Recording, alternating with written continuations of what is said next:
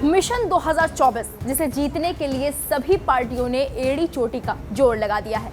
UCC ये ऐसा मुद्दा है जिसे सभी पार्टियों ने इस मिशन को जीतने के लिए एक मोहरा बना रखा है। जब से लॉ कमीशन ने समान नागरिक संहिता पर देश के सभी लोगों से अपने विचार मांगे और पीएम मोदी ने जब से इस मुद्दे पर बयान दिया, तब से ही यूनिफॉर्म सिविल कोड को लेकर वार पलटवार शुरू हो गया। लेकिन इस बीच अगर यूसीसी को लेकर किसी ने सबसे ज्यादा हमला बोला है तो वो है ओवैसी।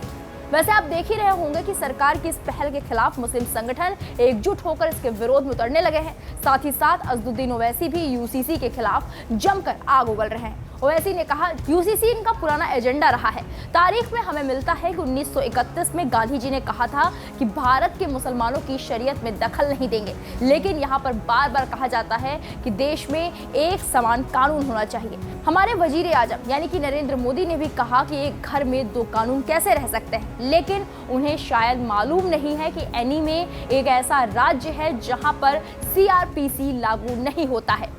ओवैसी ने आगे कहा, हमारे वतन में ये भी कानून है कि औरंगाबाद से जाकर कोई व्यक्ति हिमाचल में एग्रीलैंड नहीं ले सकता है। अब देश के पीएम जानते हैं या नहीं जानते, लेकिन ये मौजूद है। नागालैंड और मिजोरम को हमने धारा 371 के तहत संरक्षित कर दिया है, यानी कि उसे स्वशासन का अधिकार दे दिया है। ओवैसी की बौखलाहट यहीं खत्म नहीं हुई। आगे शरिया कानून की वकालत करते हुए उन्होंने कहा, ये जो शरिया एक्ट है ये आपको इजाजत देता है कि आप अपनी जिंदगी कुरान के मुताबिक गुजारें।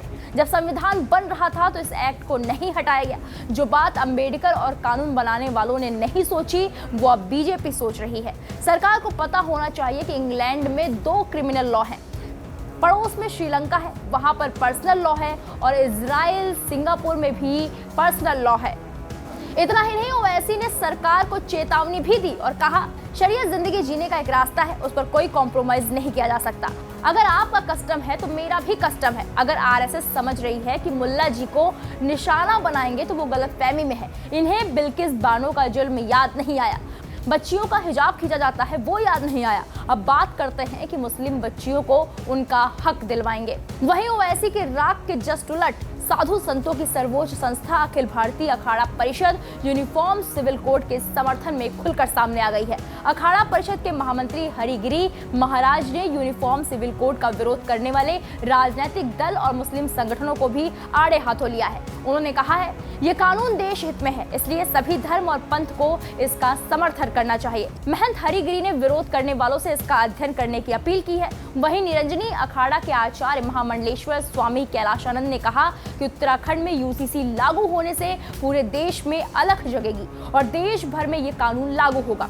फिलहाल कयास लगाया जा रहा है कि मानसून सत्र के दौरान इस मुद्दे पर चर्चा होगी और इसे जल्द लागू करने की संभावना भी जताई जा रही है। हालांकि यूसीसी पर कहीं खुशी कहीं गम का माहौल है। अब देखना यह है कि ये मुद्दा आगे जाकर क्या मोड़ लेता है। फिलहाल इस खबर पर आपकी क्या राय है, हमें कमेंट बॉक्स में जाकर जरूर बताएं। वीके न्यूज, राष्ट्र के नाम।